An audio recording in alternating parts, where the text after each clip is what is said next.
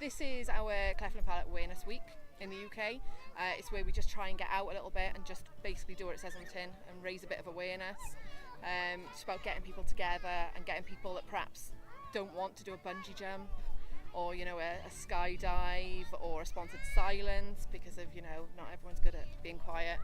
And just raising that bit of awareness, getting people to know what it is and what we're about. We've met in Cardiff Bay with 83 people with their families. We met at the Pier Head building in Cardiff Bay and we've done a 3-kilometre walk. It's been beautiful, really lucky with the weather, to raise awareness and to raise vital funds for the charity.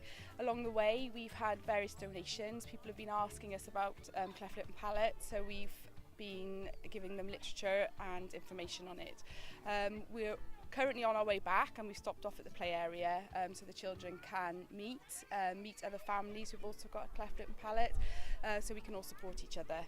My son Josh is 11 now. He was born with a unilateral Cleft Lip and Palate in 2005, and I just wanted to get involved because there wasn't anything, there wasn't really a branch, there wasn't really anything local to Wales. And I just felt that Josh needed a friend. He needed someone that knew what he was going through and someone to talk to.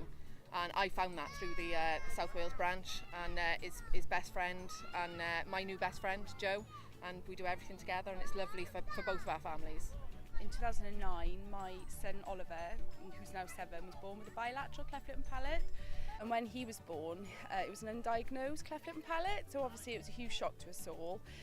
Immediately, probably within the first 12 hours, we had the local Cleft team come out to see us in hospital, but also CLAPA, the charity, they sent us the new starter baby packs, which are basically the bottles and the feeding teats, and yeah, lots of literature. The literature was amazing they gave us, because we didn't really understand and know much about it, and also then we got in touch with local families as well. You do feel quite isolated really as a mum and a family, so that's why this has been great, and they're really making, the children now have really made true friendships, you know, outside of it all, and that's really helped us together.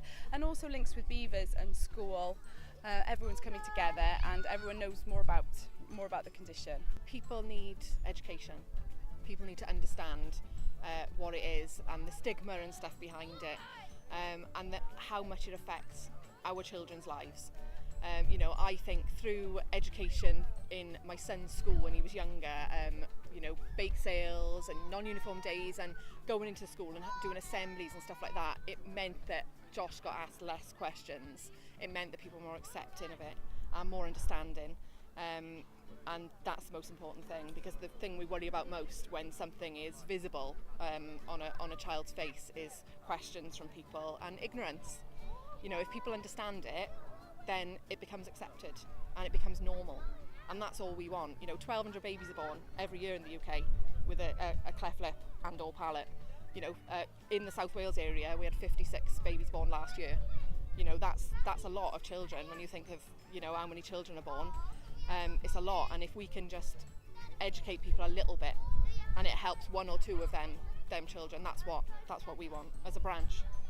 Oliver's raised £670 so far, and obviously coming together it's going to be huge for the charity, really good.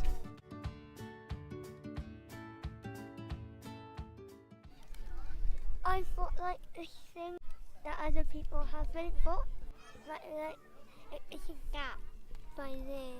I've had an operation by there when I was a baby, to fill in a gap in between my there, and it's gone because they've patched it up.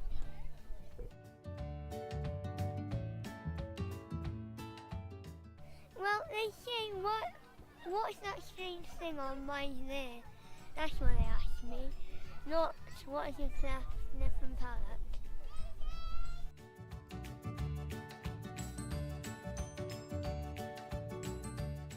I like telling people, and they know why I've got that.